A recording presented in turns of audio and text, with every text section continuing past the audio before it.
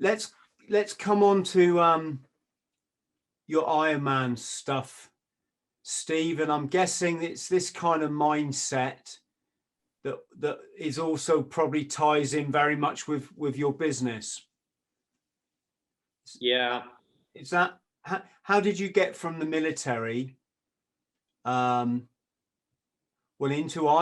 the business or the Ironman? Which came first? So I actually set up my property business while I was in the military. I started buying properties. One of the things my dad always drummed into me was to save money. He's never particularly been a businessman or an entrepreneur, but he's always been a sort of safe, put your money into things, save some of it for a rainy day. And he always drummed that into me as from a kid. And I started to make obviously excess money in the army. You go into Afghan, Iraq, you can't spend anything. So I started to put it into standard life policies. And then I got to a point where I was coming back from tour and I'd have sort of 5-6 grand just sat in the bank. And that was building up.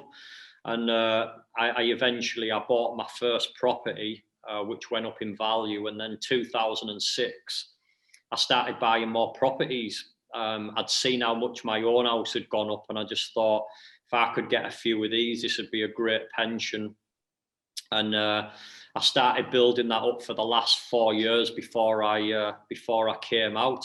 And then coming out in 2010, just before my 12-year point, I excuse me, I'd not done a lot of running, so I came out, and because I was extremely fit, because I was a PTI and had been obviously past P company, I actually said I don't care if I never run ever again. I think I just got that sick of running, tabbing, being thrashed as a kid.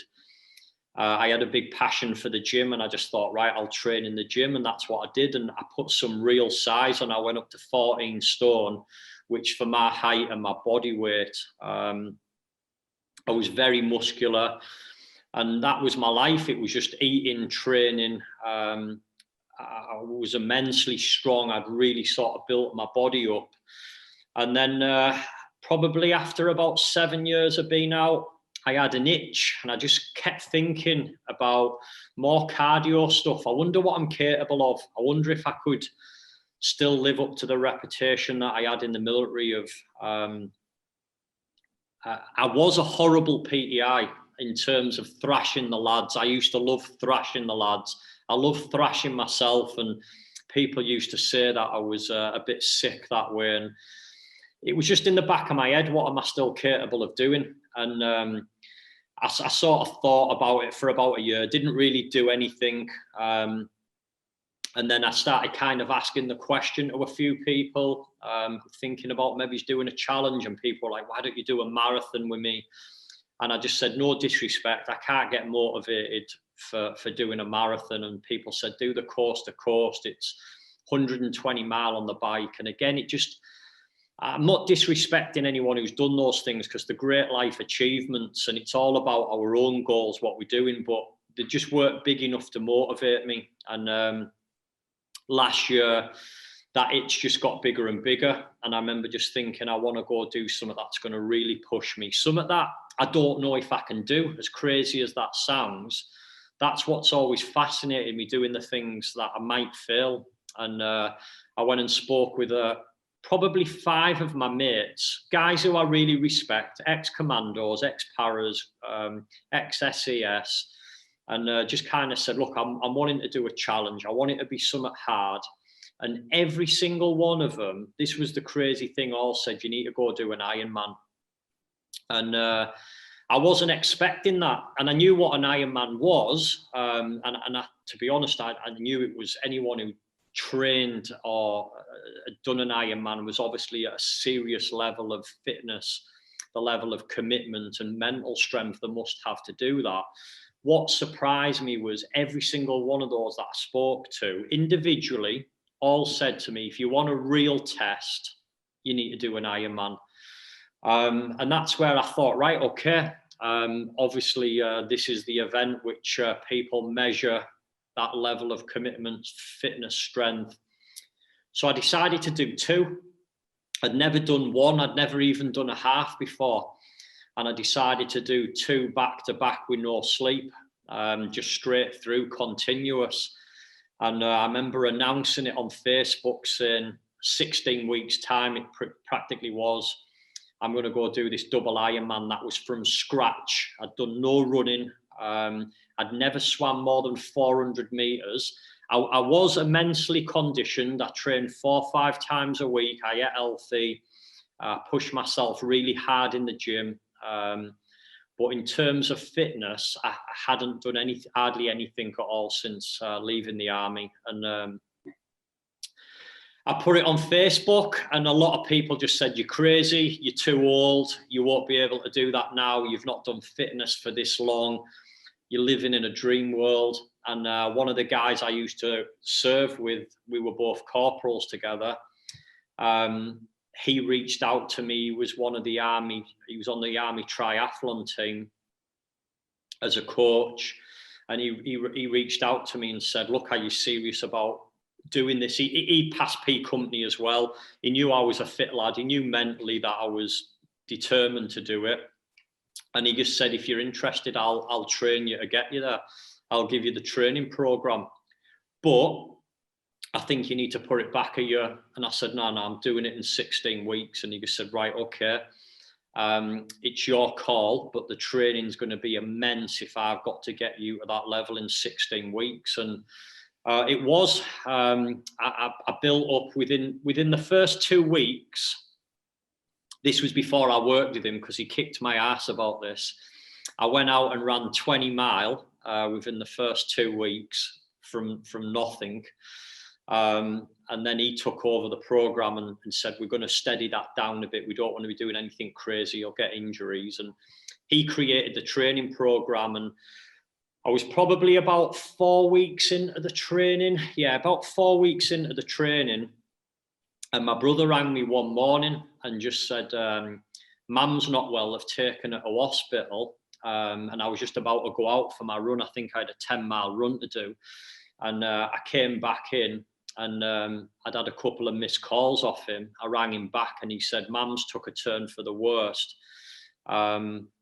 It's not looking good. And she was 62 years old. It came as a mega shock. And within literally an hour, they'd put her on life support. And for 7 days, she was on life support. I was training at the same time, reporting back to my 2 younger brothers. And at day 7, the doctor I'd been speaking to daily just said, there's nothing more we can do. We're going to turn off the life support. And we were invited to go into the hospital to sort of say our last goodbyes. And they obviously pulled the plug on the life support, and she died within minutes of them doing that. And I said at the funeral that I'll now dedicate this double Ironman world record to my mum.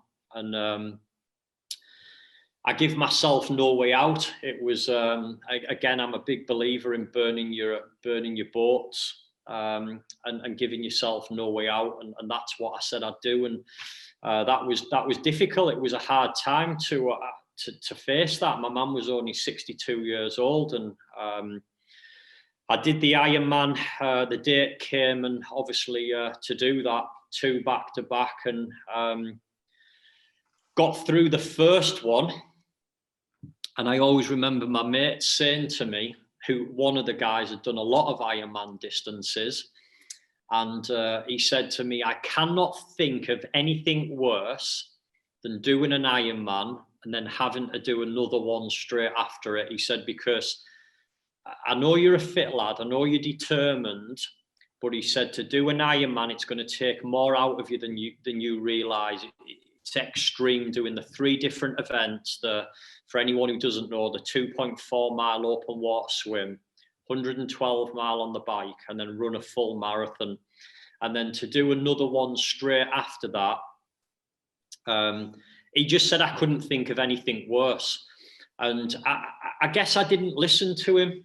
until I finished the first one, or till I got towards the end of the first one, and I was completely wiped out. I was back to that sort of level I was on that log on P company, and like, shit, I now have a whole different level of respect for somebody who's done an Ironman. And for the first time in a lot of years, because I don't get negative thoughts, I'm very much believing what I'm capable of doing. And I, for the first time, started to look in the mirror when I came in for a pee break. And I just thought, I'd not lost the desire, but I started to question, was I capable of doing this? And it was like, shit, I've got to do this all over again now. And it was 12 o'clock at night. It was in October. It was cold and it had started to rain. It was pitch black. And I had to go back into the river again to start over again. Which river was that, Steve? The River Tees. So in Yarm, I got into the river in Yarm and got out at Preston Park. It was weird, Chris, because we started this whole interview with talking about energy and being in flow. And I remember getting back in the minibus, and you'll remember this. I laugh at this now, and again in a sick way. I got back into that minibus to start the second Ironman, and we got into Yarm. As I say, it was cold. It was October. It was dark. It was raining. And when they opened the doors for the minibus and I'm about to just go start a second Ironman, no morale at all at this point. It was kind of like, shit, I do not want to do this. It reminded me of being on exercise in the army when the first time you get off the back of a wagon and you're just about to start a 7-day exercise, and you know it's going to be shit. You know it's going to be cold. You know they've chose January to do it as a purpose to just make you cold. And I had that same feeling. And I remember getting out the wagon and out the minibus, got to the side of the river. And I remember just looking up to the sky. And I remember just thinking, man, if you're there just right now, I could do with some support, some strength. And just a fucking huge, I've only ever seen 2 others in my life.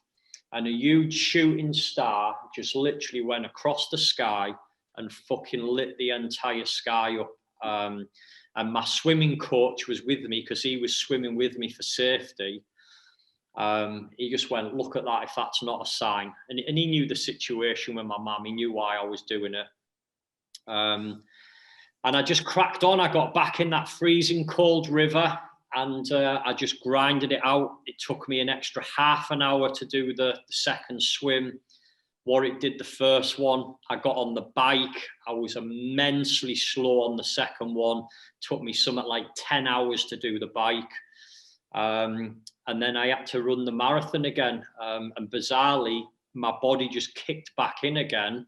And I ended up running the marathon, I think 20 minutes quicker than what I'd run the first one. And when I finished it, I actually felt quite... I felt quite fresh, as if I could do more. And that's the reason why now I'm going to attempt to do 4 back-to-back with no sleep.